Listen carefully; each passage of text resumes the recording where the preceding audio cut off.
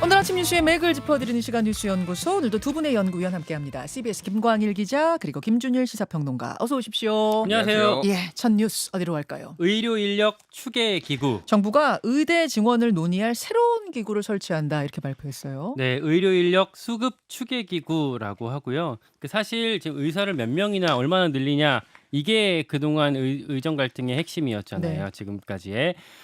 그동안 이제 그게 2,000명이 필요하다, 당장은 이렇게 해서 정부가 내놨던 건데, 전문가랑 같이 이 얼마나 필요한지를 다시 한번 따져보자, 데이터를 통해서 증원 규모를 과학적으로 산출해 보자라고 해서 이번 기구를 만들자고 한 거고요. 이 기구 안에 있는 전문가의 과반을 네. 의사단체 등에 추천할 수 있게 하겠다, 이렇게 밝힌 상태예요. 그러니까 지금 일단 수렁에 빠져 있는 상황에서 이걸로 좀 돌파구를 찾아보겠다라는 거네요. 네, 그렇고요. 이 기구는 대통령 직속 의료개혁 특위 안에 만들겠다라고까지 나와 있는 상태예요. 그러면 기존에 여야에서 추진하던 여야 의정 협의체, 요거하고는 별개입니까? 별개예요. 사실상 여야의정협의체를 패싱하는 듯한 느낌의 구도가 되는 거고요. 왜냐하면 여야의정협의체에서 충분히 이런 것들을 하면 되는데, 그러니까 별도로 만들겠다고 한 것기 때문에 여야의정협의체는 조금 더 힘이 빠질 수밖에 없을 것 같고요.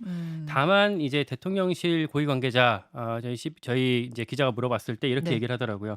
여야의정협의체랑은 사이즈도 다르고 논의하는 내용의 성격도 다르다라고 이렇게 선을 긋긴 했지만, 의정협의체에서 나올 수 있는 핵심 의제 가운데 하나가 이 증원 규모일 텐데, 이걸 예. 딴 데서 논의한다고 하니까 뭐 기대감이 떨어질 수밖에 없겠죠. 아니, 그것도 그렇고 여야 의정 협의체도 정부도 꿈쩍 않고 의사단체도 꿈쩍 않고, 그래서 성사가 여태 안 된 거 아니겠습니까? 맞아요. 근데 새로 정부가 이걸 꾸린다고 해서 상황이 달라질까? 정말 참여할까? 어떻게 보세요?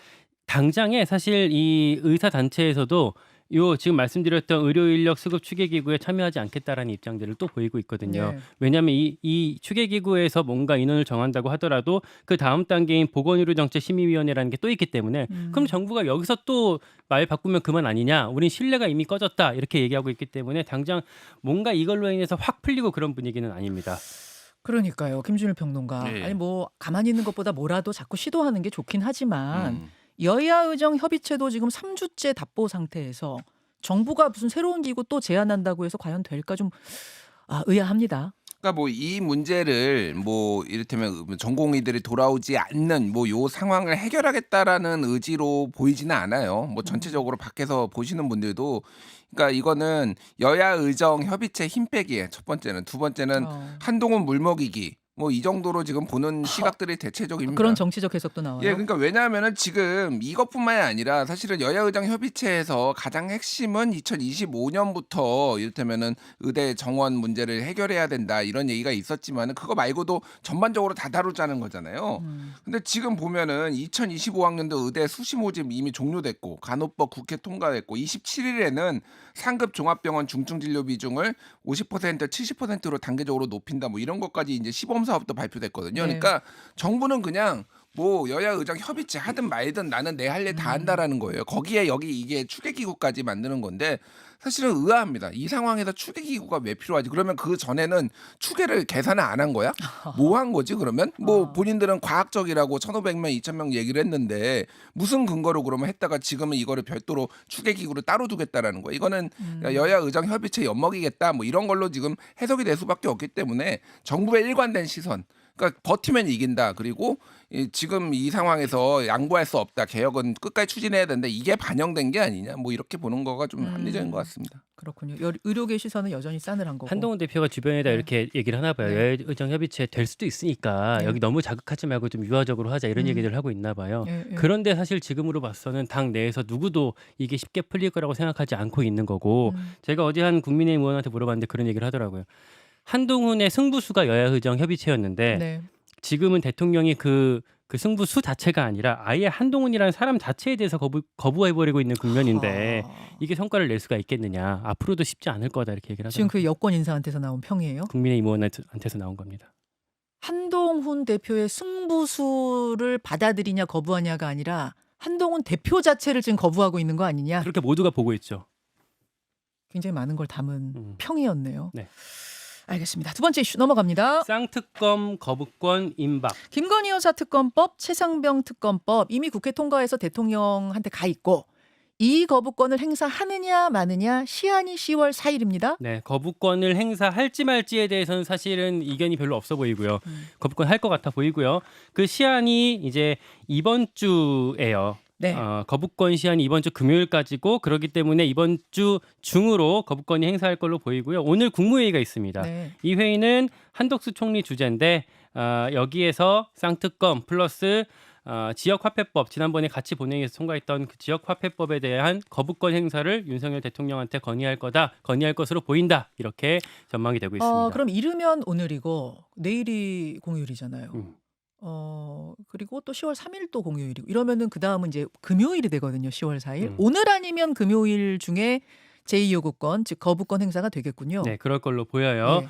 법안 수로 따지면 뭐 22번째 그리고 이제 이번에 올라갈 게 세 가지이기 때문에 24번째 그 거부권이 같이 행사될 거다 이렇게 보이는 거고 이제 핵심적인 궁금증은 과연 그러면 이탈표가 8표를 넘을 것이냐. 재표결이 이루어졌을 때. 네, 8표를 넘어가면은 이제 사실은 다시 이제 재의결이 가능하기 때문에 매직 넘버 8을 넘길까 이게 이제 중요한데 근데 이제 여기서 요거를 다시 관심 있게 보는 이유는 조금 전에 우리가 그 국민의힘 상황, 그러니까 당정 갈등 상황에 대해서 설명을 드렸잖아요.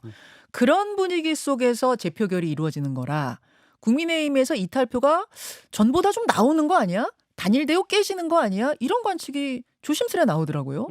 그럴 수도 있는데 예전에 사실은 최상병 특검 같은 경우에 말씀하신 것처럼 한동훈계가 이탈하면 8표를 넘길 수 있기 때문에 이탈되는 거 아니냐 이런 것들이었는데 최근에 보면은 흐름이 오히려 한동훈계 입지가 좀 좁아지고 한동훈계가 좀 커지지 않는 분위기이기 때문에 더 조심스러운 분위기가 읽히고 지난주 본회의에서 이제 6개 재표결을 했었거든요. 예. 다른 법이긴 하지만 방송사법 노란봉투법, 민생지원금 25만 원법 이런 것들이 있었는데 그때 이탈표가 거의 뭐 아예 안 나왔어요. 뭐 네네. 최대 한 표 정도 이렇게 나왔던 상태이기 때문에 이 최상병 특검, 김건희 여사 특검도 특별한 이벤트가 없는 상황이었기 때문에 이탈표 8표를 넘기기 어려울 거다라는 전망이 당내에 있고 방금 말씀드렸던 지난주 6개 법안이 이탈표가 안 나온 이유는 네. 국민의힘 의원이 이렇게 얘기를 하더라고요. 민주당이 뒤통수 쳤잖아. 그 인권위원 표결 때 대표들이 그러니까 지도부가 합의해놓고 나중에 반대표 던진 거. 네, 맞아요. 그러니까 물론 김건희 여사 특검이나 최상병 특검 같은 경우에는 이제 어떤 대중적인 여론, 국민적인 여론이 일부 있기 때문에 그런 것들을 좀 살펴야 되겠지만 국민의힘 입장에서는 민주당의 집단 행동에 대한 반감이 더 커졌다고 해요. 그러니까 합의했던 것까지 깨졌기 때문에 그 국민의힘 의원이 이렇게 얘기를 하더라고요. 민주당한테 협조해봐야 이제 결국 뒤통수 이제 받는다라는 거를 알고 이제 충격을 받았다. 우리가 너무 순진했다 이런 분위기가 국민의힘 안에 있다고 합니다. 그게 더 크다는 이야기. 네. 자, 김준일 평론가는 어떻게 예측하세요 이번 주? 지금 그러니까 뭐 이게 친한계가 있고 친윤계가 있고 네. 그리고 더 제일 큰 덩어리로 좀 중립적인 의원들이 있잖아요. 예. 뭐 제가 이제 뭐 전체 의원들을 다 만나보거나 얘기 들어본 건 아니지만은 위축돼 있다 조금. 위축돼 있다. 그러니까 이거를 누군가가 총대를 매서 뭔가 바람을 좀 잡거나 예를 들면은 뭐 예전에 이재명 대표 예. 뭐 이렇게 그러니까 저기 체포동의안 관련해서는 누군가 얘기도 하고 당내에서 뭐 이런 게 있었잖아요. 근데 네. 지금은 친한계조차 되게 말했지만 경제가 얘기했지만 지금 약간 위축된 분위기예요. 그러니까 전체적으로 한동훈 대표가 조금 완전히 패싱당하는 분위기. 그러니까 전체적으로 이게 지금 그러니까 이게 만약에 특히 김건희 특검법이 통과가 될 경우에 이거의 색출 작업이 있을 텐데 이거를 좀 견딜 수가 있느냐 이런 약간의 두려움들 이런 것들이 약간 비치더라고요. 그러니까 국민의힘 의원들에서 그래서 실제 얼마나 이탈표가 있을지는 지금은 좀 가늠하기가 어렵다.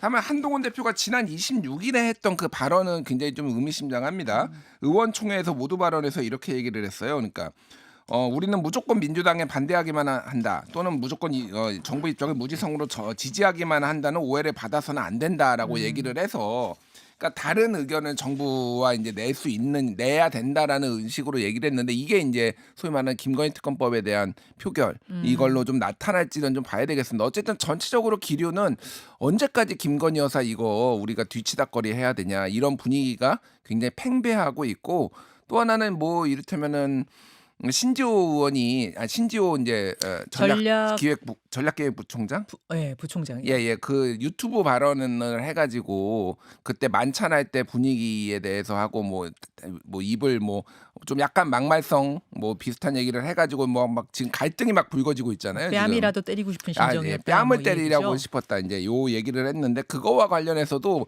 전체적으로 분위기가 어떤 분위기냐면은 그러니까 이게 갈등이 더 불거지니까 오히려 약간 집단 행동을 하기보다는 상당히 조심스러워지는 분위기. 피차 조심스러운 분위기. 예. 약간 그런 것들이 오히려 친한계 쪽에 조금 더 지금 커지는 것 같아요. 그래서 단일 대우가 깨지지 않을 거다라는 쪽에 두 분 다 한 표씩을 던지셨어요. 알겠습니다. 이 분위기는 오늘 뭐 뉴스닥 있거든요. 뉴스닥에서 여야 인사들 통해서 좀 더 나눠보기로 하고 세 번째 이슈 넘어가죠. 금투세 유예 시사. 민주당 이재명 대표가 금융투자소득세에 대해 유예 입장을 직접 시사를 했어요. 네, 어제 MBN 인터뷰에서 이렇게 말을 했어요. 조만간 우리도 의사결정을 해야 한다. 여기에다가 지금 하면 안 된다는 정서를 고려하지 않을 수 없다. 그러니까 여기 이제 지금 이제 바로 시행하면 안 된다라는 어떤 수액 개인 투자자들의 정서를 고려하지 않을 수 없다라는 얘기고요. 처음 얘기했어요. 전당대회 이후에는. 전당대회 때 사실은 뭐 완화 혹은 유예 입장을 내비쳤었다가 그 다음에는 이제 침묵을 했었는데 네. 이번에 처음 이렇게 밝혔고 아마도 이번 주 빠르면 이번 주 중에 민주당은 의원총회를 소집해서 나름대로의 당의 입장을 듣게 될 거고 이렇게 의견 수렴을 한 다음에 지도부에 결단하는 방식으로 의사결정이 이루어질 것 같아요. 네. 어제 김윤덕 사무총장이 기자간담회에서도 빨리 정해야 한다는 얘기가 많아서 가까운 시간 내에 마무리할 거다 이렇게 밝히기도 했거든요. 아마 뭐 유예할 거라는 전망이 지금 지배적이에요. 그렇죠. 이제 그 방향으로 계속 민주당이 한 걸음씩 걸어왔던 거고 만약에 이렇게 가다가 확 선회하려고 한다면 네. 뭐 어떤 징후가 있어야 될 거 아니에요. 네네. 예전에 선거법 같은 경우에도 뭐 의견 그룹 자체가 좀 나오기도 했었는데 이거는 오히려 반대 방향 이제 계속 가는 방향으로 시그널이 계속 나오고 있습니다. 이를테면 금투세를 고수하자라는 그러니까 내년에 바로 시행하자라는 의견이 네. 이제 크게 두 그룹이었거든요. 진성준 정책위 의장 그렇죠. 그리고 민주당의 그 소속의 기재위원들이었는데 네. 기재위원들 같은 경우에는 오히려 옛날보다 이렇게 좀 고수하자라는 의견이 좀 그 사람이 적어지고 있어요. 그렇기 때문에 이렇게 유예할 거라는 전망이 지배적이라고 할 수가 있겠고 이재명 대표의 대선용 카드 아니냐 이런 좀 시각이 있거든요. 왜냐하면 이번에 한번 밀어놓으면은 그 다음번이 대선 직전이기 때문에 그때 이재명 대표가 좀 뭐 패를 쥐게 되는 거 아니냐 이런 시각이 일부 있는데 이건 또 당 내에서는 엇갈리더라고요. 이를테면 이게 오히려 지지층 상대로는 리스크가 워낙 큰 거기 때문에 차라리 매를 좀 빨리 맞는 게 낫다라는 민주당 의원의 제가 어제 물어봤을 때 뭐 그런 얘기를 하던데 그게 무슨 말이에요? 유예 말고 그냥 아예 폐지하는 게 낫지 않냐? 매 맞는 김에? 그렇죠. 네.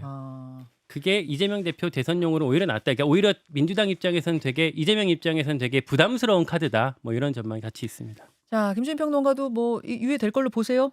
뭐 유예되겠죠. 이 대표가 이 정도로 뭐 얘기를 하고 네. 이게 선후 관계가 바뀌었다 이런 얘기도 있었잖아요. 대표가 먼저 가이드라인을 제시를 하는 것처럼 모양새가 되다 보니까 다들 눈치 보고 이거 역할극이다 이런 얘기까지 나올 정도로 토론회에서 그러니까 저는 뭐 다른 건 지금 이게 뭐 표에 대한 뭐 유불리도 있는데 말씀하셨다시피 그러면 2년 뒤 뭐 얼마나 유예할지 모르는데 2년 뒤 3년 뒤에 유예를 하면은 그때 다시 유예를 하거나 그때 도입을 하거나 폐지를 했을 때 표에 도움이 되느냐. 민주당의 전통적인 지지층은 이거에 대해서 상당히 부정적이거든요. 그러니까 말씀 그거잖아요. 2년 유예해 놓으면 또 다시 결정을 해야 되는 순간이 또 다가오는데 그때가 이제 대선 무렵인데 그때 어떻게 할 거냐 그 얘기예요. 정성호 의원이 대표적인 폐지론자예요. 그래서 친명 자장인 정성호 의원이 아예 폐지해버리자 뭐 이쪽으로 지금 주로 얘기를 하고 있는 더 세게 가자. 예. 뭐 그러니까 지도부한테 이름하자 요게 기본 스탠스인데 그러니까 가장 문제는 뭐냐면은 윤석열 정부의 어떤 지금 조세 체계나